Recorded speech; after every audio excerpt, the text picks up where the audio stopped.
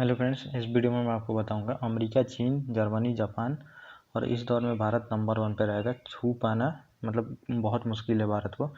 तो सबसे अभी इकोनॉमी को लेकर आर्टिकल आया है। तो स्टॉक मार्केट में इकोनॉमी बहुत इंपॉर्टेंट होती है। जब तक इकोनॉमी आपकी सही काम नहीं करती है तो स्टॉक भी ऊपर नहीं जाते हैं। ओवरऑल मार्केट ऊपर नहीं जाता है और मार्केट ऊपर नहीं जाएगा तो स्टॉक भी ऊपर नहीं जाएंगे, कंपनियों को प्रॉफिट नहीं होता है। तो इस आर्टिकल में बहुत सारी चीज़ें बात की गई हैं।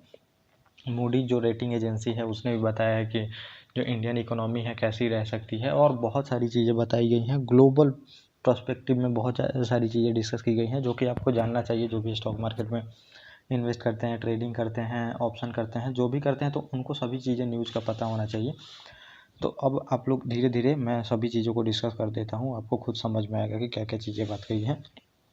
तो 2025-26 में देखेंगे तो इंडियन इकोनॉमी की जो ग्रोथ रेट रहेगी वो ये 6.5 के आसपास में रहेगी, ये बताया गया है। और विकसित जो उभरती मतलब G20 जो कंट्री हैं उनमें सबसे तेज़ हमारी इकोनॉमी ग्रो करने वाली है। अब इकोनॉमी ग्रो करने वाली है क्योंकि बहुत सारा यहाँ पे आप देखेंगे तो मतलब पहला फैक्टर तो बहुत सारे हैं, लेकिन हमारा इकोनॉमी अभी डेवलपिंग कंट्री है, डेवलप हुआ नहीं है। तो सबसे ज़्यादा ग्रोथ अपॉर्चुनिटी यहीं पे है क्योंकि यहाँ पे आप देखेंगे तो पॉपुलेशन बहुत ज़्यादा है और सभी पॉपुलेशन यंग है। अब ये लोग जो हैं ये ग्रोथ करने वाले हैं, कमाने वाले हैं, सब कुछ करने वाले हैं, मतलब वर्किंग पॉपुलेशन है। तो यहाँ पे ग्रोथ होना तो लाजमी सी बात है, लेकिन ग्लोबल ग्रोथ रेट काफ़ी नीचे जाने वाला है। बहुत सारी चीज़ों पर डिपेंड करने वाला है। ग्लोबल ग्रोथ रेट अभी तो नीचे जा ही रहा है। तो अब धीरे धीरे और भी चीज़ों को देखिए।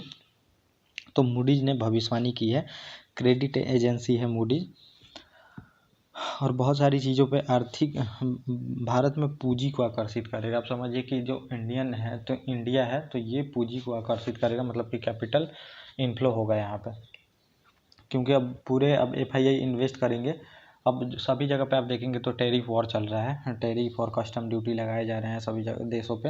अमेरिका की आर्थिक नीति की वजह से बहुत सारी प्रॉब्लम फेस करनी पड़ेगी, वैसे तो भारत को भी करनी पड़ेगी, लेकिन यहाँ पे ये बताया गया है कि भारत की कोई इतना चीज़ एक्सपोर्ट तो हम लोग करते नहीं है। ग्लोबल एक्सपोर्ट में हमारा आप देखेंगे तो हिस्सेदारी 1.5 से 2% के आसपास में है, लेकिन चाइना का आप देखेंगे तो 20% है, जिसका भी एक्सपोर्ट बेस इकोनॉमी है उसको दिक्कत होने वाली है। हमारा जो है कंजम्पशन बेस इकोनॉमी है, सबसे ज़्यादा कंजम्पशन हम लोग अपने देश में ही कर लेते हैं।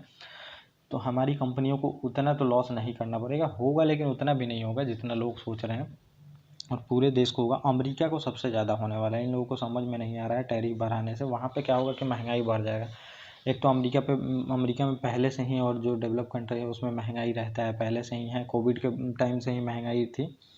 अब ये क्या होगा कि टैरिफ बढ़ाएंगे तो वहाँ की जो ग्लोबल की सस्ती चीज़ें आती हैं वहाँ लोगों को मिल नहीं पाएंगी। अब जो उन देशों की मतलब इनके देश की चीज़ें हैं वो महंगी मिलती है तो उतना प्रॉफिट नहीं होगा, ये बताया गया है। और इनको लगता है कि हमारे देश की जो कंपनियां हैं ये अच्छा काम करने लगेंगी, उनको अच्छा प्रॉफिट होगा। तो कंपनियां तो अच्छा काम करेगी, प्रॉफिट होगा, लेकिन समझिए कि महंगाई भी बढ़ जाएगी। और लोगों के पास उतना पैसा होगा तब तो वो जाके खरीद सकते हैं या फिर कुछ भी कर सकते हैं। गवर्नमेंट का टैक्स बढ़ जाएगा, लेकिन पीपल के पास में तो पैसा समझिए कम ही हो जाएगा। अब जो मुझे समझिए कि प्रोडक्ट खरीदना था 100 रुपये में, अब वही उस देश की कंपनियां हैं वो 200 में बेच रही हैं, तो मेरा तो पैसा गया समझिए। तो इससे क्या होता है, धीरे धीरे समझिए पैसा ही ख़त्म हो जाता है। पैसा ख़त्म होता है तो फिर क्या करेंगे लोग, अपने जो ज़रूरी चीज़ है उसमें खर्च करने लगते हैं, जैसे खाने पीने, स्कूल, हेल्थ, इन सब में। तो बहुत सारी कंजम्पशन की चीज़ें मतलब कि कम हो जाती हैं, तो उससे भी टैरिफ कम ही हो जाता है। ओवरऑल देखेंगे तो लॉस ही होता है किसी देश में। फिर आगे बात की गई है अमेरिका जैसे देशों की चुनौतियों का सामना कर रहे हैं, मतलब अमेरिका की वजह से ग्लोबल कैपिटल फ्लो, डेट और सप्लाई चेन पर पड़ रहा है। हालांकि भारत और ब्राज़ील जैसी, जो ब्राज़ील भी देखेंगे तो डेवलपिंग कंट्री है, और ये भी काफ़ी मतलब इंडिया जैसा ही अच्छा खासा डेवलपमेंट यहाँ पे दिखाता है। तो ये हम लोग हैं तो झेलने के लिए तैयार है, जो कि मैंने बताया पॉपुलेशन ही इतनी है, हमारे यहाँ पे कंजम्पशन बहुत ज़्यादा है। अब कोई भी देश देखेंगे तो हमसे क्यों दोस्ती बनाना चाहता है, दोस्ती बनाना चाहता है वो अपने देश का प्रोडक्ट या फिर अपने देश की कंपनियों का प्रोडक्ट यहाँ पे बेचना चाहता है। तो रिलेशन अच्छे रहेंगे तो यहाँ पे आप बेच सकते हैं, तो इनके लिए ये लोग बनाते हैं अच्छा रिलेशन इंडिया से। तो हमारे यहाँ पे खुद ही कंजम्पशन इतना ज़्यादा है कि हमें ज़्यादा सोचनी नहीं पड़ती है। एक्सपोर्ट हम लोग उतना कर नहीं पाते हैं, जो मैंने आपको बताया ग्लोबल एक्सपोर्ट में हमारा काफ़ी कम हिस्सेदारी है, जो कि हम बढ़ाने का कोशिश कर रहे हैं। अब ये ट्रेड वॉर और टैरिफ वॉर की वजह से तो ऐसे ही भी ये कम बढ़ने वाला है।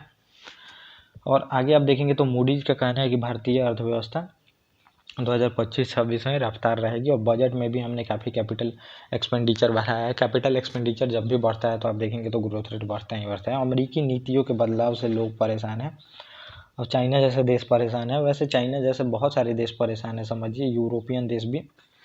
और ओवरऑल देखेंगे तो अमेरिका को ही आने वाले दिनों में नुकसान होने वाला है और परेशानियां हो रही हैं। इससे पैसे की लेन देन, व्यापार और सप्लाई चेन में बहुत बड़ी रुकावट आ रही है। और रिपोर्ट में कहना है कि बाजार में आर्थिक गतिविधियां थोड़ी धीमी हो सकती हैं। थ्योरी मतलब कि धीमी तो हो ही सकती है, टैरिफ बढ़ेगा, कस्टम ड्यूटी बढ़ेगा तो कंपनियां वहां पे अपना प्रोडक्शन कट करेंगी जिन पे टैरिफ लगेगा, क्योंकि उनकी प्रोडक्ट उतना तो बिकेंगे नहीं तो आप समझिए कि जो प्रोडक्शन होता है उसमें कटिंग करना ही पड़ेगा। लेकिन लोग अभी भी खर्च कम कर रहे हैं, तो लोग भी देखेंगे तो अभी खर्च कम कर रहे हैं। खर्च कम हो ही जाएगा, जो मैंने बताया, प्रोडक्ट ही महंगे हो जाएंगे तो लोग खर्च कहाँ से करेगा, समझिए। एक तो कोविड के बाद से लोगों की वैसे भी स्थिति खराब ही है। और मूडीज का अनुमान है कि 2024-25 में इंडियन इकोनॉमी है 7.6 ही रहेगी और बढ़ेगी इससे। और जो हमारा महंगाई भी है, समझिए, और ये 2025-26 में 1.2 पॉइंट कम होगी, 0.2 पॉइंट। और फिर देखेंगे तो हमारी महंगाई भी है तो 4.5 ही रहेगी, जो कि ठीक ठाक ही है। पिछले साल आप देखेंगे तो 4 से नीचे रहनी चाहिए, 4.9 थी। महंगाई भी ज़रूरी होती है, जैसा मैंने आपको पहले इकोनॉमी के क्लास में बताया होगा, महंगाई ज़रूरी होती है। जैसे महंगाई बढ़ती है तो कंपनियों का प्रॉफिट बढ़ जाता है। कंपनियों का प्रॉफिट बढ़ता है तो वो लोग और प्रोडक्शन करने लगते हैं। वो सब अलग चीज़ है, मैं आपको किसी और वीडियो में बताऊंगा कैसे वो सब काम करती है। फिर आप देखेंगे तो आगे बताया गया है कि 2025-26 में बजट में इनकम टैक्स में छूट दी गई है। इनकम टैक्स में आप देखेंगे तो 7 लाख से 12 लाख कर दी गई थी। तो लगभग टैक्स जो देते हैं उनको लाख रुपए का प्रॉफिट होगा। और जब भी पीपल के हाथ में पैसा आता है, पैसा मतलब टैक्स कम किया जाता है। कहीं भी डिमांड बढ़ाना होता है तो टैक्स कम किया जाता है, क्योंकि टैक्स आपका कम होगा तो आपके हाथ में पैसा आएगा, हाथ में पैसा आएगा तो आप खर्च करिएगा तो डिमांड बढ़ेगा, कंपनियों के प्रोडक्ट बिकेंगे। कंपनियों के जैसे प्रोडक्ट बिकते हैं वो और वहाँ पे प्रोडक्शन करते हैं तो और प्रॉफिट होता है और वैसे ग्रोथ रेट बनी रहती है। तो ये यहाँ पे प्रॉफिट होती है। तो जब भी टैक्स में छूट दी जाती है तो पीपल के पास पैसा आता है जो कि डिमांड को बूस्ट करता है। तो इनकम टैक्स में छूट दी गई है जिसके वजह से आप देखेंगे 1 लाख करोड़ रुपए की राहत मिलेगी। तो 1 लाख रुपए करोड़ मतलब समझिए जो है पीपल के हाथ में आएंगे तो इतना का डिमांड बढ़ेगा जिससे कि प्रॉफिट आएगा। और आरबीआई जो है ये समझिए ब्याज दरों में कटौती करने वाली है। 2.50 मतलब 25 बेसिस पॉइंट की कटौती कर चुका है। और अभी जो दरें हैं तो समझिए 6.25 है और आगे 9 अप्रैल को उम्मीद है कि और भी कट किया जाता है। जब भी कट किया जाता है रेट में तो पीपल के पास पैसा आता है, उनके लोन कम रेट पे मिलते हैं, बहुत सारी चीज़ें मिलती हैं। तो उससे क्या होगा, फिर डिमांड में बूस्ट होगा तो फिर यहाँ पे सप्लाई बढ़ेगा, जो कि एकदम सिंपल सा फंडा मैंने बताया है। बूस्ट होगा तो डिमांड बढ़ेगा और प्रॉफिट होगा कंपनियों का। और उभरते बाज़ारों से बाहर जा सकते हैं पैसे, तो बाहर जा सकते हैं पैसे ये भी बताया गया है। लेकिन भारत और ब्राज़ील में पैसा बना रहेगा। देश के पास घरेलू पूंजी बाजार, अच्छी नीति और विदेशी मुद्रा है। तो हमारे पास देखेंगे तो विदेशी मुद्रा भी बहुत ज़्यादा है। तो विदेशी मुद्रा फॉरेन एक्सचेंज में आप देखेंगे बहुत ज़्यादा पैसा है हमारे पास। तो पैसा है तो इससे क्या होगा कि हम रुपए को हमेशा डिप्रिसिएट होने से बचा सकते हैं।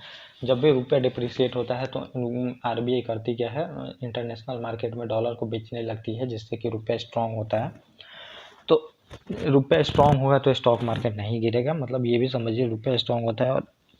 और भी बहुत सारी चीज़ों पर डिपेंड करता है। और रिपोर्ट में ये भी कहा गया है कि भारत का एक्सटर्नल जो वनरेबिलिटी होती है वो इंडेक्स 61% है। मतलब कि देश की जो है वो आर्थिक झटकों की झेलने की कैपेसिटी कितनी है, समझिए।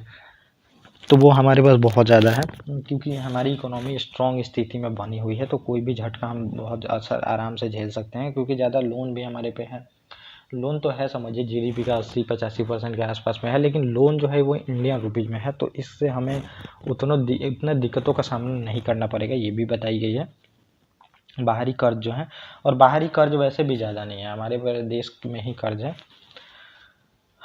और फिर भारतीय मुद्रा में गिरावट से भी बचा सकती है आरबीआई, ये भी बताया गया। तो ओवरऑल ये बताया गया 2025-26 में उभरती बाजार पे से एक है इंडियन इकोनॉमी। स्टॉक मार्केट अच्छा खासा काम करने वाला है, लेकिन अपनी रफ्तार बनाए रखने में सक्षम है।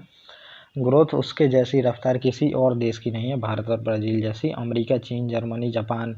मूडीज ने कहा है कि भारत और ब्राज़ील की देश की अर्थव्यवस्था मांग पे निर्भर करती है। तो हमारे यहाँ डिमांड बहुत ज़्यादा है क्योंकि पॉपुलेशन ही बहुत ज़्यादा है, और जिससे कि हमें एक्सपोर्ट ये लोग टैरिफ और ये वॉर कर रहे हैं, इससे हमें उतना इम्पैक्ट नहीं पड़ेगा। तो ये ओवरऑल जो आर्टिकल था मैंने आपको बताया। ओके गाइस, थैंक यू, और अब मिलेंगे अपने नेक्स्ट टॉपिक।